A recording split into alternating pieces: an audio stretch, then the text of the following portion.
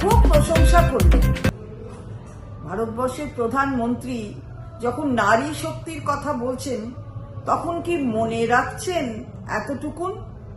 বিলকিস বানুর ঘটনাগুলি মনে পড়ছে মাননীয় প্রধানমন্ত্রীর? বিলকিস বানুর ধর্ষকরা তারা ছাড়া পেয়ে গেল, সর্বোচ্চ আদালত তাদের আবার জেলে ঢোকাতে বলা সত্ত্বেও এখনো অবধি তাদের খুঁজে পাওয়া গেল না। কি উত্তর মাননীয় প্রধানমন্ত্রী?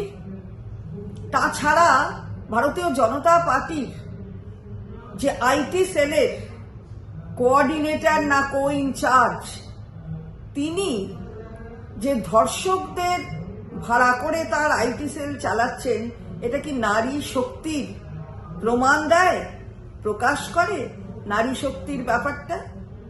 আচ্ছা, এই যে যারা রেসলার, কুস্তিগির, তারা যে এত কিছু আন্দোলনের মধ্যে দিয়ে তাদের প্রতিবাদ সংগঠিত করলেন, তার ফল কি হলো?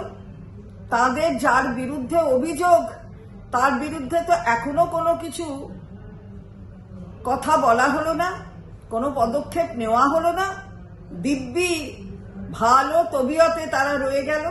এটা কি নারী শক্তির সম্মানের লক্ষণ? প্রতিদিন প্রতিনিয়ত ভারতীয় জনতা পার্টির যারা নেতৃত্ব, তারা ভারতবর্ষের একমাত্র মহিলা মুখ্যমন্ত্রী, আমাদের নেত্রী, বাংলার মুখ্যমন্ত্রী, তৃতীয়বারের মুখ্যমন্ত্রী, তাকে যে ভাষায় গালাগাল দেয় তাতে কি প্রমাণ হয়? নারী শক্তির প্রতি ভক্তি নাকি নারী শক্তিকে অবহেলা করা, অসম্মান করা? মাননীয় প্রধানমন্ত্রীর কাছে এই প্রশ্নগুলো আমরা রাখলাম।